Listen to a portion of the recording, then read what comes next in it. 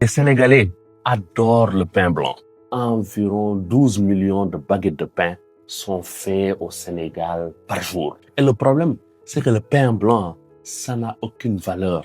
Ça ne t'apporte que du sucre, du sel et de la farine. Reste jusqu'à la fin de la vidéo, tu vas comprendre ce que je veux dire. Le pain blanc, ça favorise la prise de poids. Et quand je parle de prise de poids, je parle surtout de la prise de la graisse.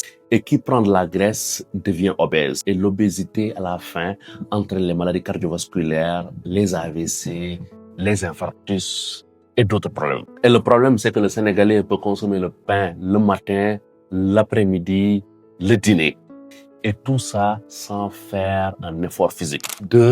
Ça t'apporte énormément de sel. L'OMS recommande 5 grammes de sel. Mais vous savez très bien qu'au Sénégal, on ne va pas consommer le pain blanc seulement. On ajoute souvent des sauces, sinon des aliments salés ou sucrés. Largement, la personne peut dépasser les 10 grammes. Et qui parle d'excès de sel te parle d'hypertension. Et l'hypertension donne l'AVC. 3, c'est pauvre en fibres.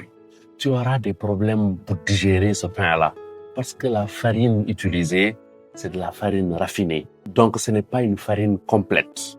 Tu auras à la fin des problèmes pour digérer. 4, ne parlons même pas du problème d'hygiène. Les gens transportent le pain dans des sacs, les déposent dans la rue. Et même, je vous raconte une histoire. La fois dernière, je suis sorti, je suis allé vers une boutique du quartier. J'ai vu le pain dans le sac posé au niveau de la porte. Et j'ai vu un chat se balader autour et uriner sur le sac. Et imaginez, c'est ça qu'on vend le matin pour le petit déjeuner. Je ne parle même pas des boulangeries clandestines. Et souvent, quand vous achetez à la boutique, vous voyez la personne manipuler le pain sans vous assurer que la main de la personne est propre. Ça apporte les vers intestinaux, sinon des maladies du péril fécal qui peuvent être graves, comme la dysenterie. Je ne demande pas aux gens de ne pas consommer du pain.